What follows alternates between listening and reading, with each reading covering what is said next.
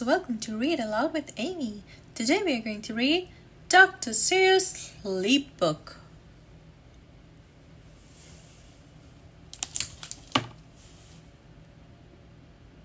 This book is to be read in bed.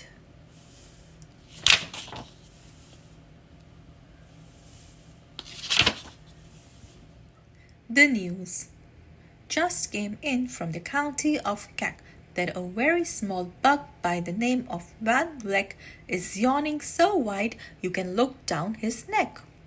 This may not seem very important, I know, but it is, so I'm bothering telling you so.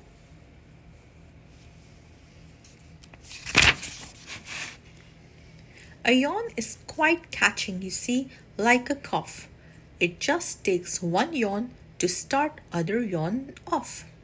Now the news has come in that some friends of Van Vleck's are yawning so wide you can look down their necks.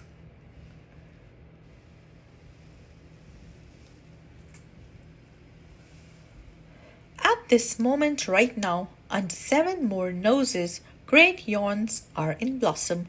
They're blooming like roses.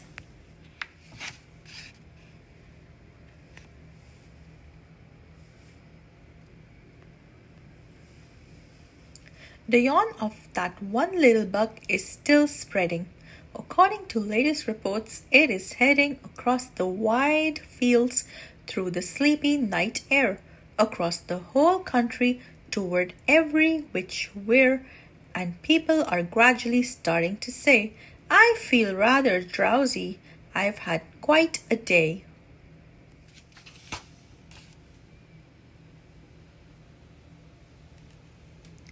Creatures are starting to think about rest. 2 biffer bomb birds are now building their nest. They do it each night, and quite often I wonder how they do this big job without making a blunder. But that is their problem, not yours and not mine. The point is they're going to bed, and that's fine.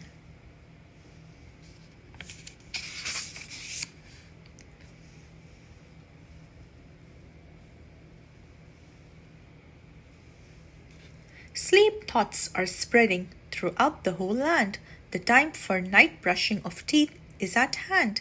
Up at Herkheimer Falls, where the great river rushes and crashes down creeks in great gargling gushes, the Herkheimer sisters are using their brushes. Those falls are just grand for toothbrushing beneath, if you happen to be up that way with your teeth.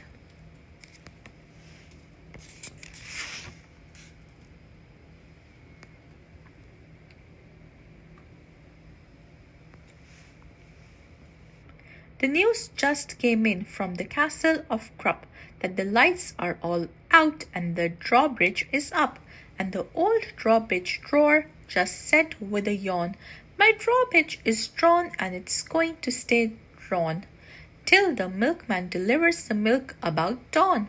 I'm going to bed now, so nobody better come round with a special delivery letter."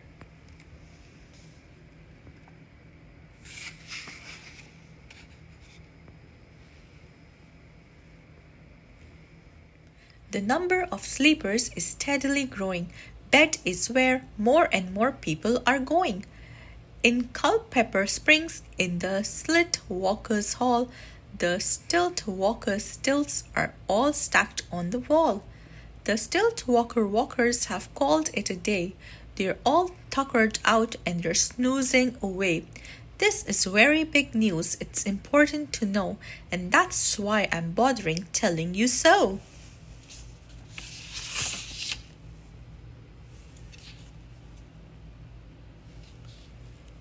Way out in the west in the town of Merced, the Hinklehorn Honking Club just went to bed. Every horn has been quietly hung on a hook for the night in its own private Hinklehorn nook. All this long happy day they've been honking about, and the Hinklehorn honkers have honked themselves out. But they'll wake up quite fresh in the morning, and then they'll all start Hinklehorn honking again.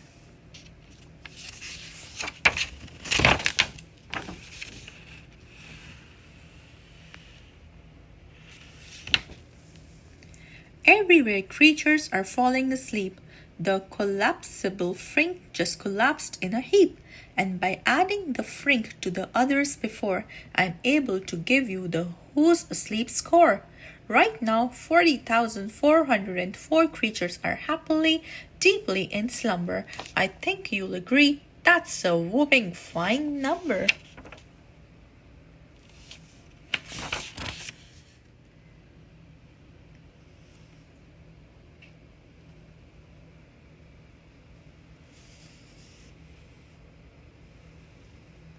Counting up sleepers, just how do we do it? Really, quite simple.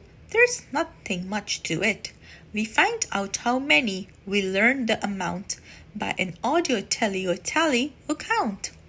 On a mountain halfway between Reno and Rome, we have a machine in a plexiglass dome, which listens and looks into everyone's home. And whenever it sees a new sleeper go flop, it jiggles and lets a new bigger ball drop. Our chap counts these balls as they plop in a cup, and that's how we know who is down and who is up.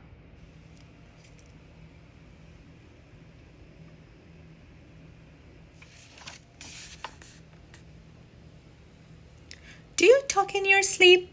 It's a wonderful sport, and I have some news of this sport to report.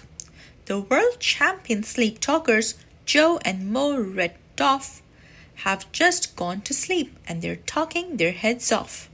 For 55 years now, each chattering brother has blabbed and glabbed all night to the other.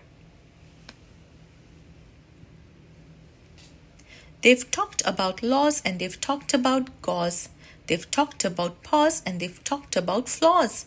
They've talked quite a lot about old Santa Claus, and the reason I'm telling you this is because you should take up this sport. It's just fine for the jaws.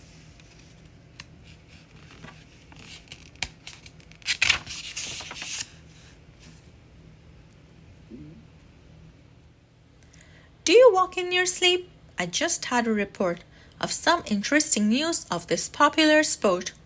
Near Finnegan Fen, there's a sleepwalking group, which not only walks, but it walks a la hoop. Every night they go miles. Why? They walk to such length, they have to keep eating to keep up their strength. So every so often one puts down his hoop, stops hooping and does some quick snooping for soup. That's why they are known as the Hoop Soup Snoop Group.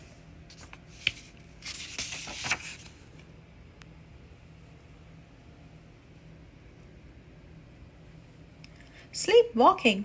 Two are the curious crandalls who sleepwalk on hills with assorted sized candles. The crandalls walk nightly in slumbering peace, in spite of slight burns from the hot dripping grease. The crandalls wear candles because they walk far, and if they wake up, want to see where they are.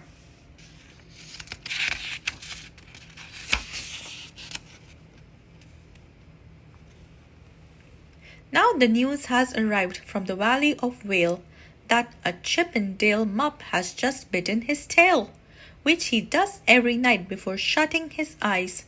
Such nipping sounds silly, but real it's wise. He has no alarm clock, so this is the way he makes sure that he'll wake at the right time of day. His tail is so long he won't feel any pain, till the nip makes the trip and gets up to his brain. In exactly 8 hours, the Chippendale mup will at last feel the bite and yell, "Ouch!" and wake up. A Mr. and Mrs. J. Carmichael Crocs have just gone to bed near the town of Fort Knox, and they, by the way, have the finest of clocks.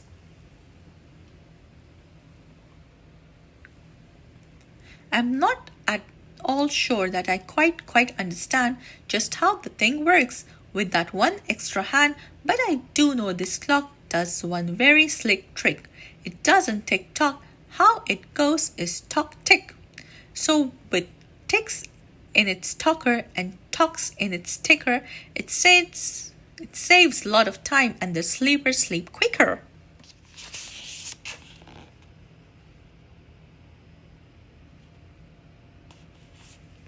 What a fine night for sleeping. From all that I hear, it's the best night for sleeping in many a year. They're even asleep in the Zwieback motel, and people don't usually sleep there too well. The beds are like rocks, and as everyone knows, the sheets are too short. They won't cover your toes. So if people are actually sleeping in there, it's a great night for sleeping. It must be the air.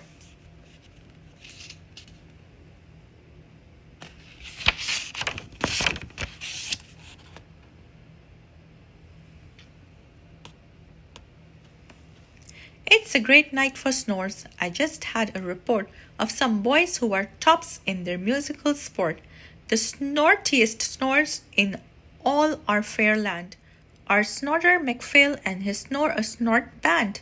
This band can snore Dixie and Old Swanee River so loud it would make 40 elephants shiver. The loudest of all of the boys is McPhail. He snores with his head in a 3-gallon pail. So they snore in a cave 20 miles out of town. And if they snored closer in, they would snore the town down.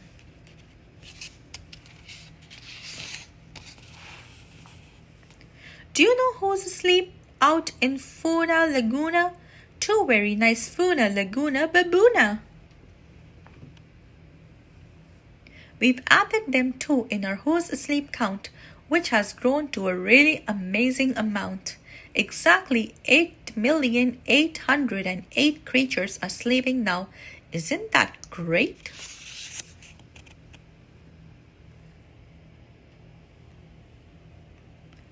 A jet is in bed, and the bed of a jet is the softest of beds in the world.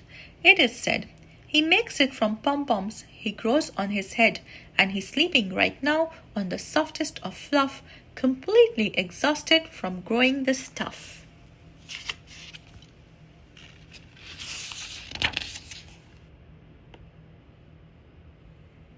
The news has come in from the district of Troft that 2 oft are asleep and they're sleeping aloft.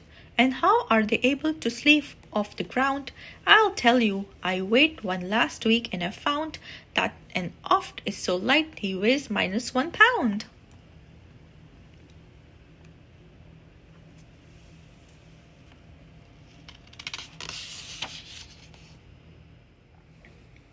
A moose is asleep, he is dreaming of moose strings. A goose is asleep, he is dreaming of goose strings. That's well and good when a moose dreams of moose juice, and nothing goes wrong when a goose dreams of goose juice.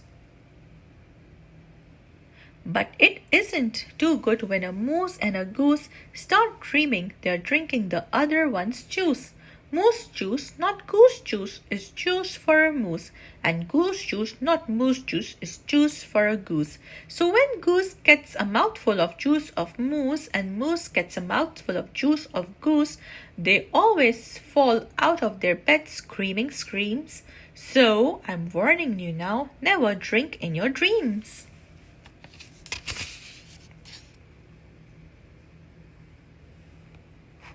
Speaking of dreaming, I think you should note that the Bubble Tub Club is now dreaming. Every night they go dreaming down Bubble Tub Creek, except for one night every 3rd or 4th week, when they stop for repairs cause their bubble tubs leak. But tonight they're afloat, full of dreams, full of bliss, and that's why I'm bothering telling you this.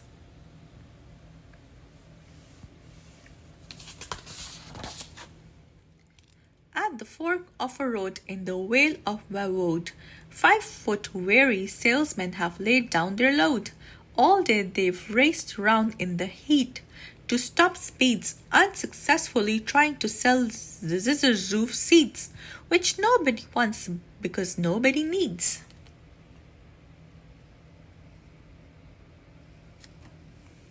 Tomorrow will come, they'll go back to their chore. They'll start on the road Zizerzoofing once more. But tonight they've forgotten their feet are so sore, and that's what the wonderful night time is for.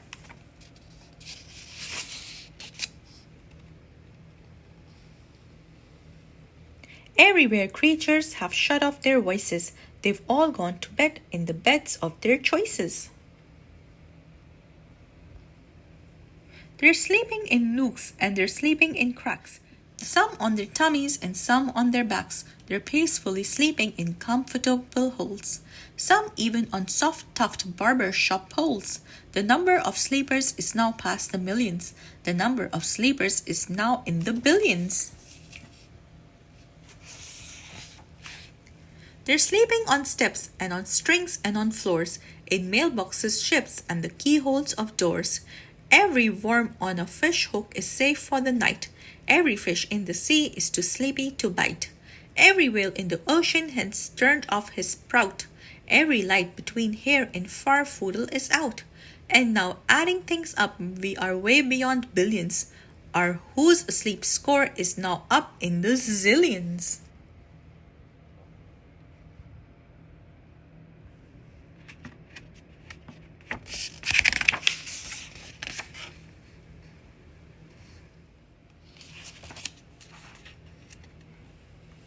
When you put out your light, then the number will be 99 zillion, 9 trillion and 3.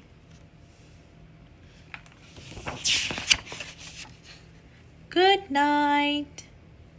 Hope you liked this video. Please give it a like, share and subscribe to our channel. Have a great day. Goodbye and good night.